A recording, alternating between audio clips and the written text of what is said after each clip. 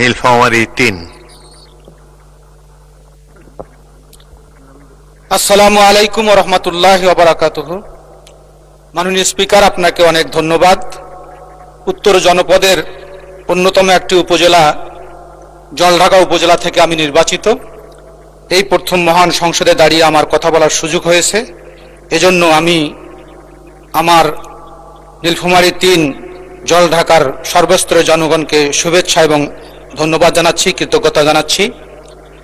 আমার জলঢাকা উপজেলার মৌলিক সমস্যার মধ্যে অনেকগুলো জল আর ঢাকা। যখন জল থাকে না তখন কাদায় পরিপূর্ণ হয়ে যায়।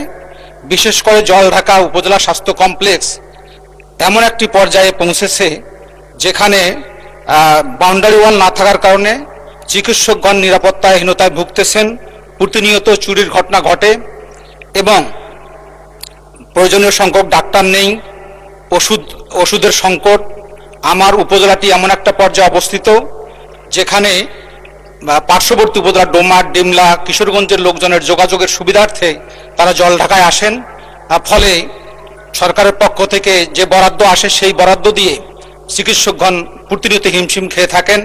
এমতো অবস্থায় মাননীয় স্বাস্থ্যমন্ত্রীর নিকট আমার প্রত্যাশা, আবেদন জলঢাকাবাসীর পক্ষ থেকে অবিলম্বে জলঢাকা উপজেলা স্বাস্থ্য কমপ্লেক্সে প্রয়োজনীয় চিকিৎসক সহ সামগ্রিক সমস্যা সমাধানের জন্য উনি উদ্যোগ গ্রহণ করবেন এবং জলঢাকার মানুষ ওনার প্রতি অনেক কৃতজ্ঞ থাকবেন। উত্তরবঙ্গের অবহেলিত মানুষ তারা সুচিকিৎসার অভাবে রংপুরে আসার তাদের সামর্থ্য নেই, ঢাকায় আসা তো দূরের কথা, তাদের পার্শ্ববর্তী শহর রংপুরে তারা আসতে পারে না। এজন্য এই উত্তরাঞ্চলে অবহেলিত মানুষের পাশে দাঁড়ানোর জন্য মাননীয় স্বাস্থ্যমন্ত্রীর প্রতি আমি সবিনয় অনুরোধ জানাচ্ছি। মাননীয় স্পিকার, আপনাকে ধন্যবাদ।